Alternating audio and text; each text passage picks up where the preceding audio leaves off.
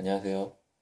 어, 오늘은 제가 안드로이드 GUI 애플리케이션 개발을 함에 있어서 그러니까 여러분들이 이제 예를 들어서 좀 GUI 애플리케이션 개발 경험이 좀 많지 않으시거나 아니면은 어떤 그 안드로이드 프레임워크에 대한 공부를 아직 깊게는 안 하셨다면 저도 깊게 한 사람은 아닙니다. 그런데 조금 내부적인 원리에 대해서 제가 좀 이해하고 있는 것들을 좀 공유를 하기 위해서, 어, 공유를 하고자 합니다. 좀 정확하지 않은 정보가 있을 수 있지만, 그래도 제가 얘기하는 것을 이렇게 참고하시면, 그 내부 돌아가는 로직에 대해서 이해를 하는 것이 이해를 안 하고 있는 것보다는 더 도움이 될 것 같아요. 그래서 이번 레코딩을 준비하게 되었습니다. 여러분들이 안드로이드 애플리케이션 개발할 때 가장 일반 다른 프레임워크 혹은 다른 OS에서 개발하는 것과 큰 차이가 있다 그러면은 GUI를 어떻게 프로그램하느냐일 거예요. 예를 들어서 로직 부분이라면 어차피 안드로이드는 자바 베이스잖아요. 물론 네이티브 단에 C나 C++가 있지만 C나 C++, 자바 전부 다 그렇게 아주 널리 쓰이는 그 개발 언어지 않습니까? 그래서 진입 장벽이 크지 않다고 봐도 될 것 같아요. 그런데 그 문제는 뭔가요? 안드로이드 처음 개발할 때 보면은 안드로이드 프레임워크에서만 제공하는 API들 얘네들에 대한 사용법을 익히는 것이 사실은 진입 장벽인 거죠. 그걸 알아야지 이제 쓰니까요. 그리고 그 중에서 가장 좀 두드러지게 공부를 해야 되는 부분이 이제 GUI 쪽 개발할 때이죠. 유저 인터페이스 쪽에 대한 것들을 개발할 때 어떻게 그걸 구현해야 되는지가 초기 안드로이드를 처음 접하는 분들에게는 어, 어떻게 보면 이제 좀 진입 장벽, 어려운 진입 장벽은 아니지만 어떤 시간을 요구하는 진입 장벽일 수가 있어요. 예를 들면 이제 화면에다가 버튼을 하나 그릴 때 어떻게 그려야 되는지 예, 뭐 공부를 해야 되겠죠. 안드로이드의 어떤 API 사용 방법, API 프레임워크 사용 방법을 공부를 해야 된다. 그런데 이런 것들은 그냥 공부를 하면 되긴 해요. 사실은 액티비티 만들고 거기다가 XML로 레이아웃 구성해서 필요한 어떤 위지 컴포넌트들, 버튼 같은 것들을 적절한 위치에 넣어주면 내부적으로 동작을 해가지고 결국 이제 빌드 해가지고 실행시키면 원하게 나타나긴 하는데 그거에 대해서 저희가 이제 좀 내부 구조에 대해서 조금 더 잘 알 필요가 있을 것 같아서 한번 얘기를 해볼까 해요. 여러분들이 액티비티를 이렇게 딱 띄우고 거기다가 이제 XML로 이제 레이아웃을 구성하잖아요. 레이아웃에다가 결국 뭐 넣습니까? 그 저기 버튼이나 그걸 제가 알기로는 이제 위지 컴포넌트라고 하는 것 같은데 용어가 조금 정확하지 않을 수도 있습니다. 어쨌든 버튼이나 텍스트 박스, 텍스트 뷰 혹은 에디트 텍스트 뭐 혹은 서브 레이아웃 같은 거 렐러티브 레이아웃, 프레임 레이아웃, 리니어 레이아웃 같은 서브 레이아웃을 이렇게 넣게 되죠. 근데 이것을 그냥 매뉴얼대로 넣는다고도 볼 수 있지만 실제 동작은 내부적으로 어떻게 진행될까요? 이거를 제가 좀 얘기를 해볼까 해요. 먼저 지금 여러분들이 제 화면으로 제가 말하는 걸 보고 계시죠? 아마 스마트폰을 보실 수도 있고 PC 혹은 태블릿을 보실 수 있는데 결국은 어떻게 보입니까? 여러분 스마트폰이 예를 들어서 1280에 세로가 1280 픽셀에 가로가 뭐 870, 뭐 그런 해상도가 있는지 모르겠지만, 이러한 레졸루션이라면 1280, 세로가 1280개의 픽셀을 가지고 있는 거고, 가로가 제가 870이라고 했나요? 870개의 픽셀을 가지고 있는 거예요. 그러면 그 각각 이제 그 세로, 가로, 각각 픽셀에 곱한 것이 총 픽셀의 개수겠죠?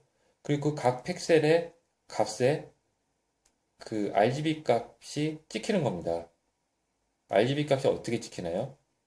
R 0에서 255까지 가고요. G 그린 0에서 255까지 가고 B 블루 0에서 255까지 가는 각각의 값들을 RGB 그 0에서 255까지 값들을 조합해서 딱 보여주는 거예요. 그래서 뭐 검은색도 보여주고 빨간색도 보여주고 노란색도 보여주고 뭐 그렇게 보여주는데 이것을 어디다 정합니까? 이 픽셀 이 1280 곱하기 870 예를 들면요. 이 해상도의 이미지를 어디다 저장하나요? 이미지 버퍼에 저장하겠죠?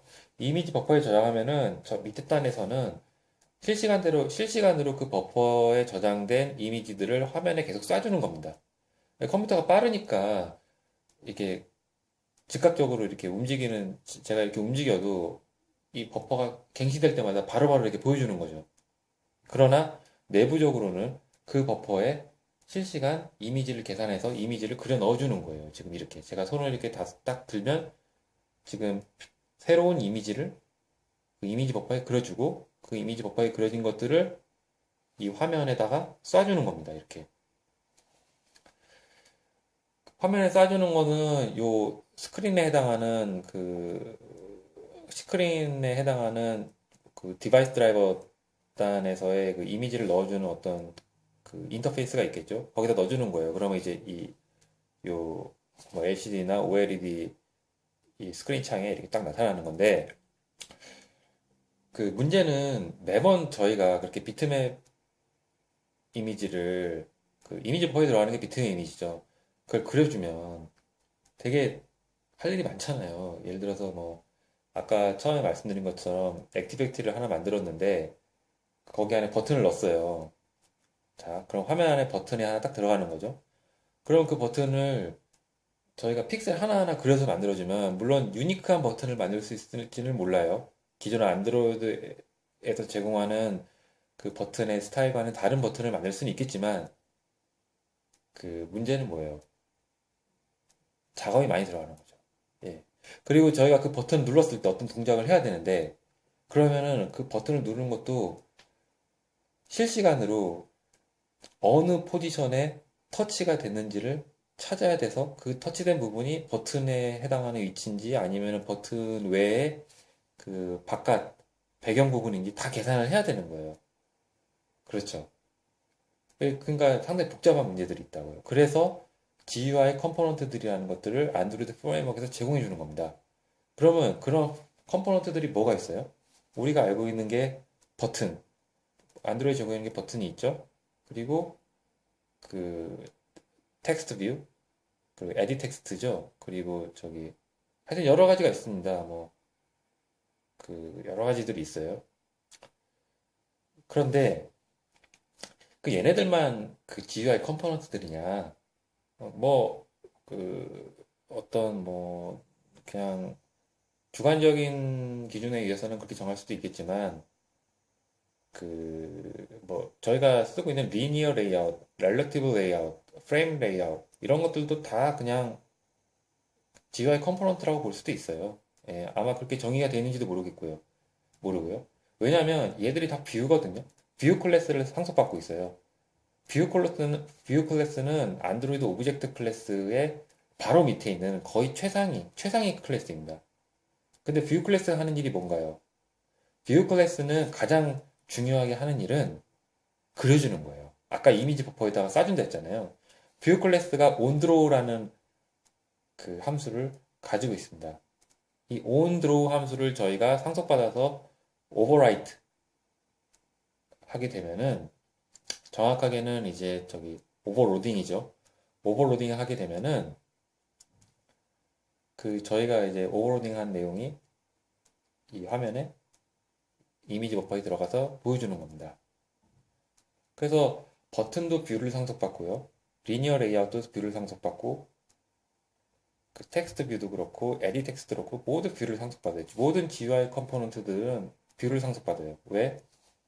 온드로우에다 그려줘야 되니까.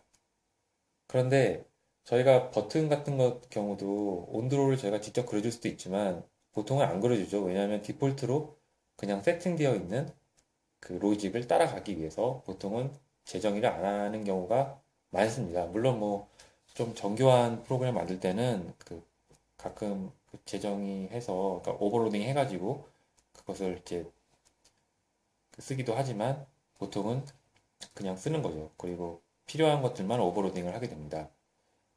어, 이것을 정확하게 잘 이해하시면은 어, 이제 여러분이 그런 GUI 컴포너를 갖다 쓰더라도 아 내가 시간이 없어서 갖다 쓰는 것이지 이것이 무슨 뭐 내가 할 줄 몰라서 구현을 할 줄 몰라서 갖다 쓰는 거 아니야 라고 이제 여러분들이 좀 더 자신감을 가질 수 있는 것이죠. 그리고 나아가서 여러분들이 그 좀 더 필요한 부분에 대해서는 직접 오버로딩을 해가지고 새로 이제 쓸 수가 있는 겁니다.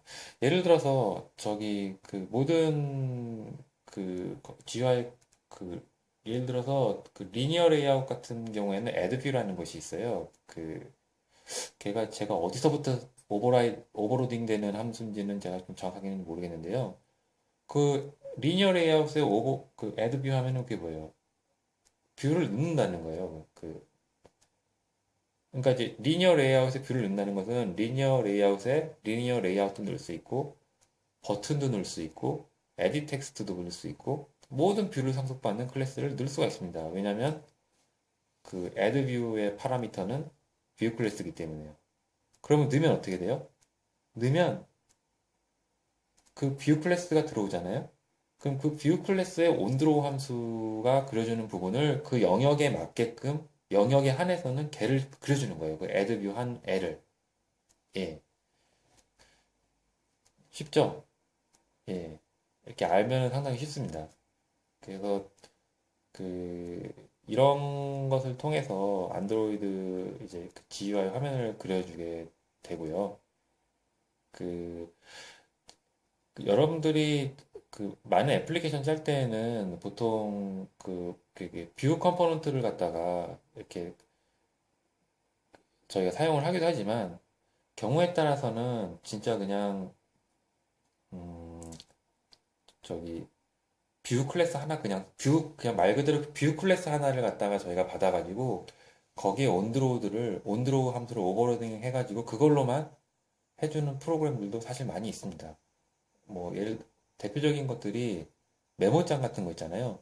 메모장 같은 경우는 안에 그 사실 그 안드로이드 GUI 컴포넌트를 넣을 일이 별로 없잖아요. 메모장은 이렇게 자기가 메모를 딱 쓸 때 버튼이 들어갈 일도 없고 그냥 자기가 뭐 스타일러스 펜이나 손가락으로 이렇게 그리면 거기에 맞게끔 이렇게 그려주면 되는 거거든요. 이렇게 뭐 펜이나 그런 것들이. 근데 이제 메모장이니까 약간 데코레이션은 있겠죠. 근데 그것이 그 데코레이션이 그 GUI 어떤 컴포넌트를 사용하는 데코레이션이 아니라 그냥 그려줘야 되는 데코레이션이에요. 그럴 경우에는 뭐 어떤 뭐 리니어 레이아웃이나 뭐 어떤 그런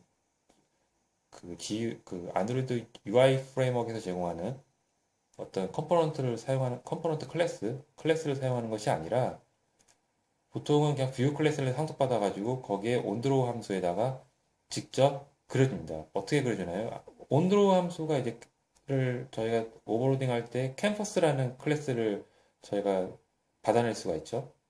캠퍼스라는 클래스에다가 저희가 비트맵 그 클래스를 만들어 가지고 넣어주면 걔가 보여지는 거예요, 화면에. 비트맵 클래스가 뭔가요? 비트맵이라는 것은 결국은 스마트폰 화면 해상도에 맞게끔 각 픽셀 값을 하나하나 찍어주는 걸 얘기하는 겁니다. 예. 아까 1280에 870이면은 1280에 870의 비트맵 화면을 저희가 객체를 비트맵 클래스를 받아서 생성한 다음에 거기 RGB 값을 쭉 찍어주는 거예요. 그래서 캔버스에다가 그려 넣어주면 이제 그 뷰를 저희가 그 띄우면 보여지는 것이죠. 그래서 보통 메모장 같은 경우에는 그렇게 안드로이드 컴포넌트 쓰지 않고 그냥 온드로우 함수에다가 데코레이션 같은 경우는 그냥 픽셀을 그려줘요. 저희가 직접 이렇게 화면에다가 로직으로. 물론 그 로직이 좀 복잡할 수는 있겠죠. 뭐 라인 같은 경우도 그냥 이렇게 쭉 라인 그리고 픽셀 값으로 이렇게 쭉 그리고 그리고 이제 손터치가 이렇게 갔을 때 이제 그 화면이 움직이는 모양이 보여야 되잖아요. 이렇게 스크롤 되는 모양. 그 터치 좌표 계산해가지고 그 터치도 저희가 뷰 클래스에 보면은 그 온터치 클래스 온터치 이벤트 오버로딩 해가지고 그 현재 터치된 좌표가 어딘지 어떻게 움직이는지를 다 잡아낼 수가 있지 않습니까? 그래서 그거를 계산해서 그 화면을 온드로우에서 실시간으로 갱신하는 겁니다. 이런 것들을 이렇게 알고 있으면 그 개발하실 때 좀 더 이렇게 숲을 보면서 그 나무를 심지만 전체 숲을 볼 수 있는 어떤 그런 이점이 있는 것이죠. 예. 이런 것들 항상 생각하면은 좀 더 이렇게 도움이 되고 좀 더 그 어드밴스드한 프로그래밍을 할 때 있어서도 공부하기도 상당히 편해요. 방향을 잡을 수 있으니까요. 예. 도움 되셨기를 바랍니다. 감사합니다.